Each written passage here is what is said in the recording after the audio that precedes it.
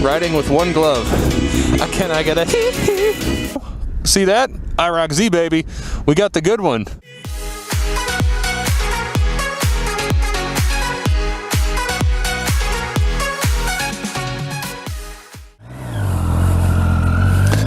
All right, attempt number 2 at filming this motorcycle. So, you saw my intro. What you didn't see was the 45 minutes of riding I did reviewing this Triumph 675, only to realize that my microphone was not plugged in. Want to start a YouTube channel? These are the things you're going to deal with. Unless you're, thoughtful and plan ahead, in which case you won't deal with them. To review the highlights, this is my little brother's 2014 Triumph Street Triple 675. It makes about 100 horsepower, and I believe less than that in torque. I don't remember the exact number. It's a 3-cylinder engine, 675 cc's. Again, it was born out of the Triumph Daytona 675, which is, in my opinion, one of the best looking street bikes of all time. The 675 Daytona Triumph 675 Daytona, whatever it is, easily, and I'll insert a picture here, easily one of the most handsome sport bikes of all time. It is bedroom wall material. Hello, sir. Yes, I know I look like a monkey on a tricycle. I'm aware. I'm also 6'7", 230, 235, depending on how much cheesecake I had last night. And this is a small motorcycle, but it's comfortable. It's really, really comfortable. Now, I know for a fact one of the things that I said about the Triumph 675 in my first attempt at a review at a moto vlog. I can't believe people still moto vlog. I'm so glad they do, though. Hopefully people watch moto vlogs, but I guess we'll see.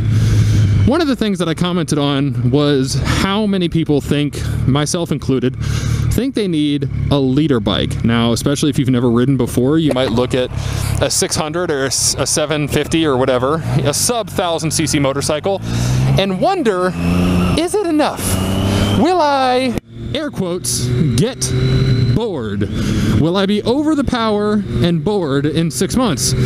Now, that could be argued for a 250 or a 300, but even still, I think most people probably graduate out of a 250 or a 300 a little early.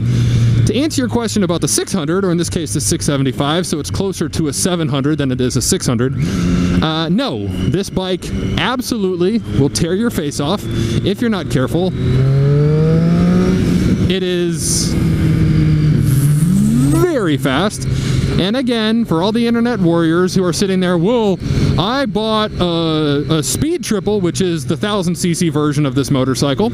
I bought one. It was my first bike. And before I rode that, I had only ridden a tricycle. And I hopped right on it, and I was fine. And my cousin's 636 goes 225 miles an hour. If you're that type of person, first of all, please unsubscribe from my channel. Don't ever watch my videos ever again.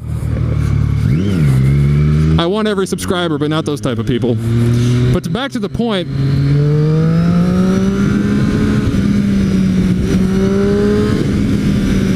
No, these are not slow at all. The 675 absolutely rips. Now, I've ridden this bike before. I actually was the first person in my family to ride it because at the time that my little brother bought it, he didn't have a valid motorcycle permit. Now, if I'm telling the truth, because it's expired, I don't really think I do either right now. I'd have to look, but that's not the point.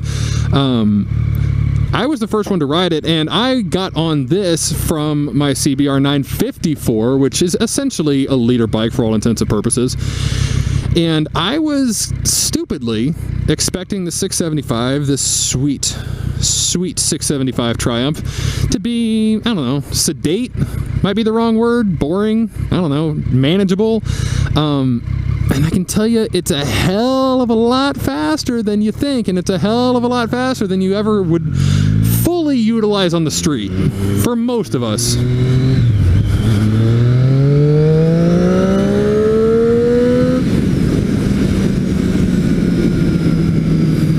I mean, that was not even full throttle, and again, YouTube never does speed justice. It can't. I'm also recording this on an ancient GoPro, so it probably makes it even worse. But this bike is fast.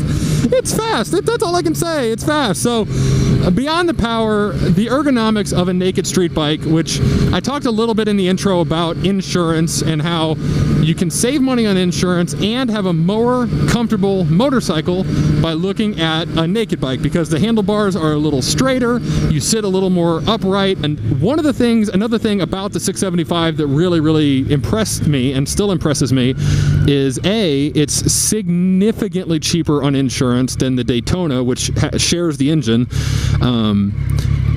It's more than you're ever going to need on the street from a handling and a power perspective, and it's more comfortable. I've ridden, believe it or not, a couple 600cc sport bikes, and they're, for me, being tall, again, they're just as bad as you would think. I mean, they are not fun to ride. And to give you an even better idea of the potential insurance savings, when I was 21, I was married. Yeah, I know. 21, married. I had perfect record, no accidents, no tickets, not a one, not even a seatbelt ticket, nothing. And I did a quote through Geico, who I already had two cars with Geico. I did a quote for a Yamaha R1, a 2010. Okay, so 2010 Yamaha R1. I believe it was the first year of the cross-plane motor. And they came back to me at, I think, $270 or $280 a month for full coverage. That's with $1,000 deductibles on my collision and $1,000 deductible on comprehensive. And I just remember that number because I was shocked. I couldn't believe it. Then I did a quote on the Yamaha FZ1, which is sort of kind of the naked version of the R1. I mean, there's a lot of differences, but it's a sporty naked leader bike. Now, because it doesn't have those plastic fairings, like this is not a full fairing bike. Naked bikes are not, by definition, they're not full fairing. My insurance quote for the FZ1, same year, 2010, equivalent bike in a lot of ways, was, I want to say, $83, $84 a month for the same coverage. Now, obviously, there's going to be performance differences. I'm not claiming that the two bikes are the same performance-wise or looks-wise, because they're not. That's a simple fact. But day to day, what you don't realize, if you've never owned a sport bike, if you've never owned a naked bike, especially if you've never ridden either one of them, is day to day, a naked bike is probably 70%, if not more, of what you want out of a sport bike, or what you think you want out of a sport bike. Because here's another big secret. Most people that think they want sport bikes, they don't actually want to ride a sport bike. They want to be seen on a sport bike. They want to have their friends look at their sport bike. They don't actually want to ride a sport bike. That's, in general, that's how that works. Yeah, we're gonna go. We're gonna do this.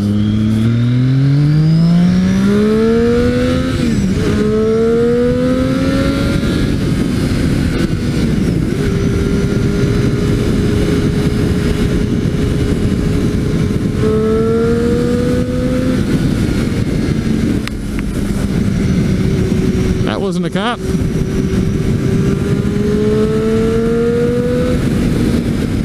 We'll do ourselves a little U-turn here, and then we'll go do some more fast stuff. Okay, time to go fast.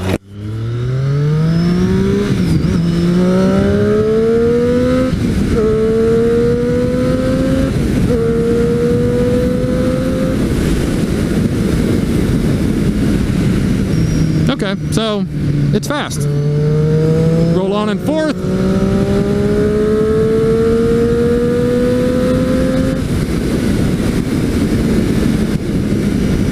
If you can find a bike that you can afford, because you could pick this bike up all day long for $5,000 to $7,000 probably. If you can find one that you can afford and that it's comfortable to ride, I mean, that's more important at the end of the day than horsepower. Like, unless you're drag racing a bike or street racing a bike, at the end of the day, no matter how hard it is for me to admit, oh god, this person's gonna go so slow, I can already tell. Horsepower is not king. It's just not.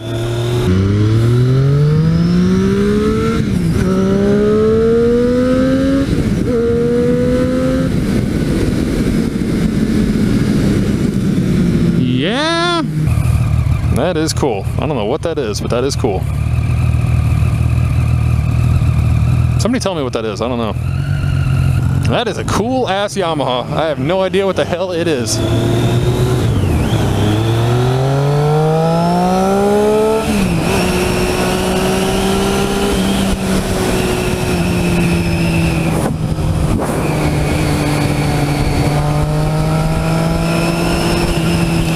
the green light, making the green light. I'm gonna make the green light. Don't pull out in front of me, please. You have a 4Runner, you're better than that. Hey, thank you. So yeah,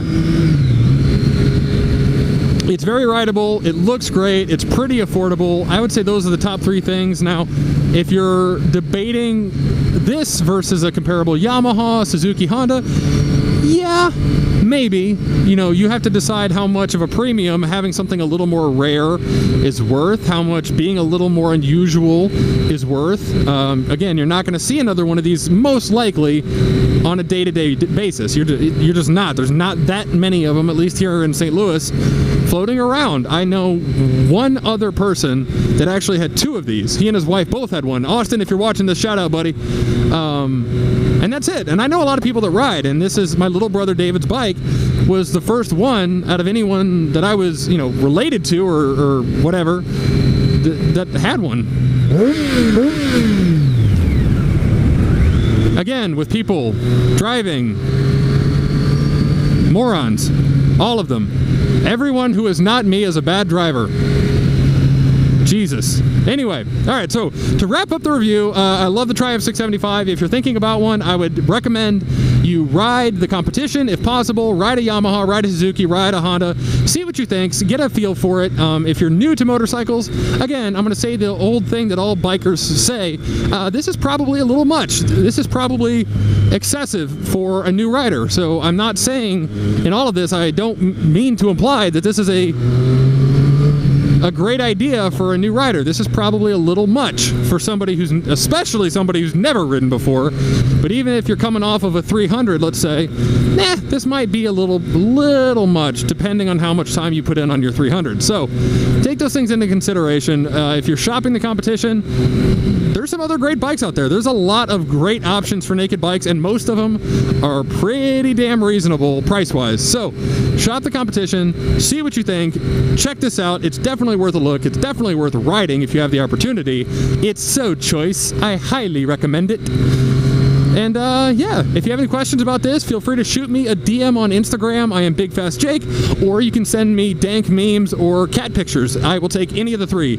Questions about motorcycles, dank memes, and cat pictures. Other than that, if you liked the video, please feel free to hit the subscribe button. If you hated the video, don't tell me about it because I am super insecure. All right, I will talk to you guys later. I love you all. Bye. God, I must look like a psychopath talking to myself at these stoplights. Ooh, Porsche. I'm an adult because I say Porsche.